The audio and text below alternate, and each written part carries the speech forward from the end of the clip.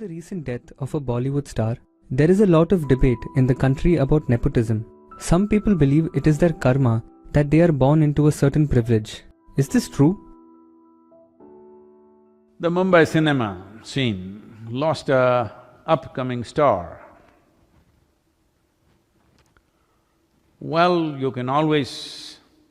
and he committed suicide, must be just over 30 years of age, I think, I'm not sure, I've only seen him now after his death, otherwise I had not heard or seen of him because I know very little about Indian cinema, I should say.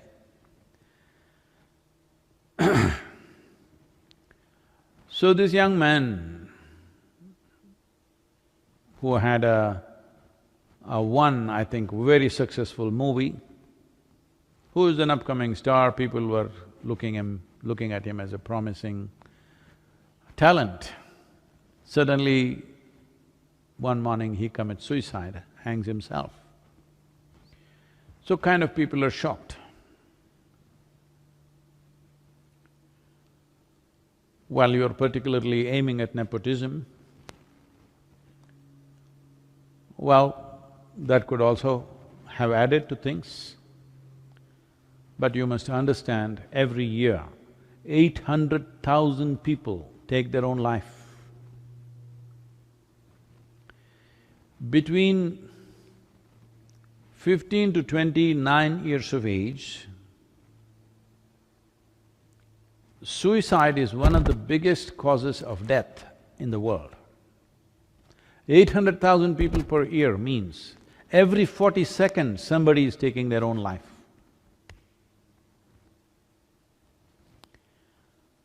Why so many people want to take their own life? Because in terms of food, world is better organized than ever before. Very few nations in the world still suffer from starvation. All other places, 30% of the world's population is obese, that means definitely there is no starvation. But certain part of the world, another 30% maybe or another 20% in the world, unfortunately, are malnourished, a small number is towards starvation. In many ways, compared to any time in the history of humanity, our food is better organized. So that's not the reason for death, that people could not find food and they died. No, they're killing themselves. Healthy people, well-to-do people are killing themselves. Why would any individual want to take their own life? You do one thing, go outside, find an ant. See, you try to trap him, try to act like you want to harm him. He will do everything possible to save his life, because that is the nature of life. An ant does not think, I'm just an ant, a worthless little ant, what is there if I die? That thought never occurs to him, because he is programmed by nature that life is the most significant dimension that's happening to him. Other aspects of his life, whether they're happening or not, we do not know. But he clearly knows the most fundamental and significant element of his life is life itself. Every creature in this world understands that. Only a human being somehow can defeat this. When your survival is in question, you also understand that. But when survival is not in question, then your psychological realities become bigger than your existential reality. Because of this, if it's wrong kind of thought process and emotions start happening, you will start moving in this direction. Well, there's a whole lot of people who constantly hitting me because I said, whether you are well or ill, physically and mentally, is your choice.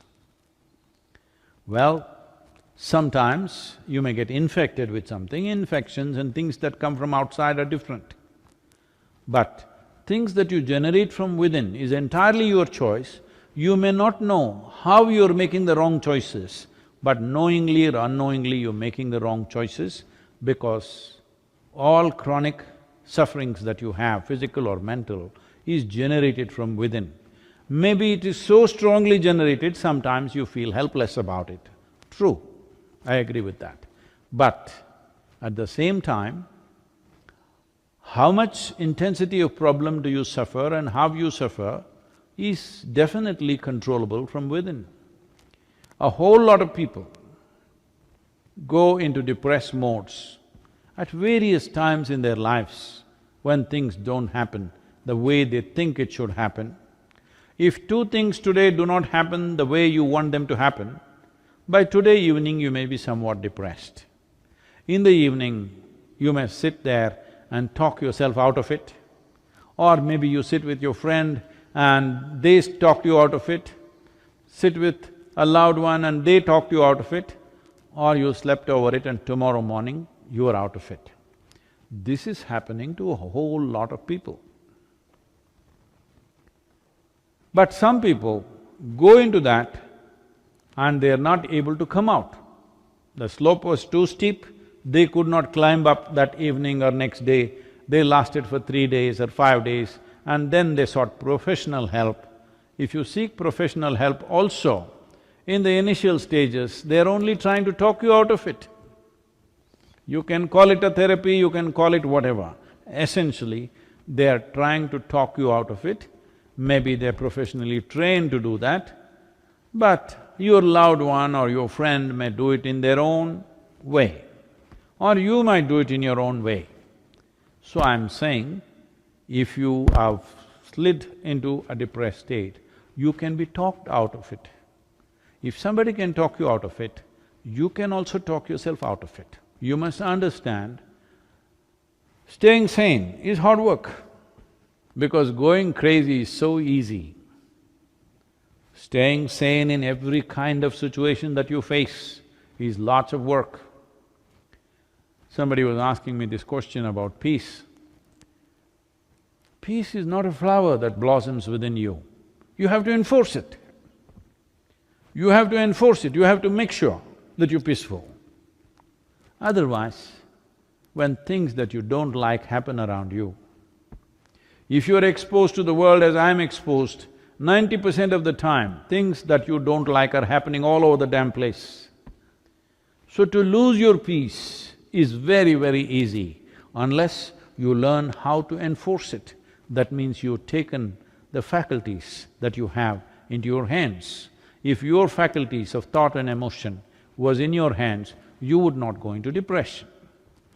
Well, why you went to depression, in what different ways circumstances pushed you into that is a questionable thing. In every family, when suicides happen, somebody will be feeling guilty about it because they think, oh, maybe I should not have said this. If I had not said this, it would have not happened. We don't know, maybe somebody else would have said it. Many parents have come to me like this, not one or two, many, where their teenage children have committed suicide just because they said something, you know. They said something little strongly at a certain moment because they're not studying properly or they're not behaving properly or one little push and they just went and took their life. Parents are living with that suffering for the rest of their lives because they keep on thinking it's because of me, I shouldn't have said it. But there is no such thing that you can say all kinds of things and nothing will happen. At one moment you say something and somebody could do this because all they needed was that little trigger. So, did this young man die only because of nepotism? I don't know. I don't know the man, but I don't think so. But did that also play a role? Possibly in his mind, because he felt he was put into an unfair level of competition. You cannot compete with somebody who are privileged, who are entitled in some way. Anyway, they will get what they have to get irrespective of their talent or their capabilities, and you have to strive maybe doubly hard. Well, that's how it is for all of us who are not born with a crown on our heads, that we always have to strive doubly hard or 10 times harder than other people. It could be because of your, because you don't have your uncle in a godfather's place, or your skin color is not right, or you don't belong to the right caste or religion.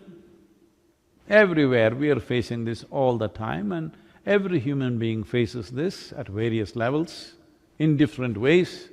Some will overcome it, some will strive and fly beyond that, some will suffer that, some unfortunately take their life, which should not happen. I would say this taking of the life is mainly because our education systems have nothing. Nothing means absolutely nothing at all in the whole process of growing up as to how a human being should handle his or her faculties, how they should address themselves.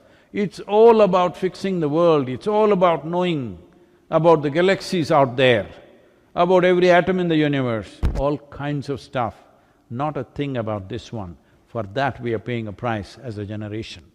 800,000 people, every 40 seconds, a person who need not die, dies of their own hand. This is the worst tragedy that's happening in the world, and people are expecting these numbers will rise in the next 10 years in a big way. Whatever that big way is, if 800,000 is not big enough, what is big, I don't know. This is mainly because there is no system teaching how to manage your chemistry. This is why yoga, this is why inner engineering is so significant. If you just learn to think and feel the way you want,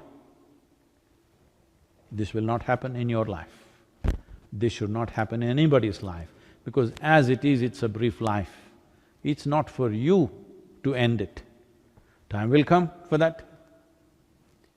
For all this, the fundamental thing is, you must become a blissful chemistry. If this one thing, if you work for, if you provide tools for every human being on this planet to make this happen. Now we're starting a movement in Tamil Nadu. Once this pandemic threat goes away reasonably, we will start this in village to village, town to town.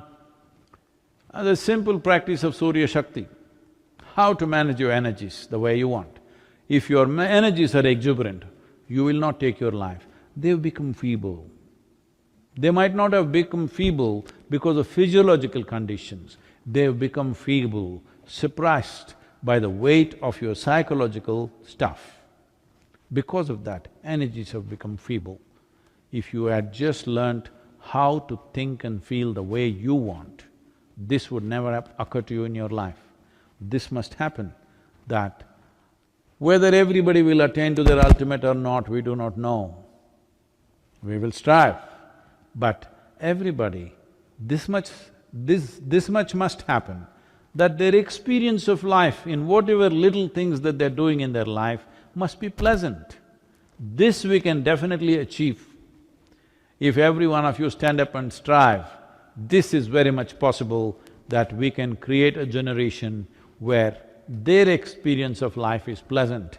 They need not imbibe any chemicals in the form of drugs, alcohol or this or that. Simply to sit here peacefully and blissfully, every human being should be capable of this, because this much awareness and intelligence is invested in every human being. அல்லார்க்கும் வரமளித்த வாழ்வே என் சத்குருவே, கண்ணே கருத்தே கருத்திலுறும் நற்கனியே, விண்ணே ஒளியில் நின்ற விளைவே என் சத்குருவே.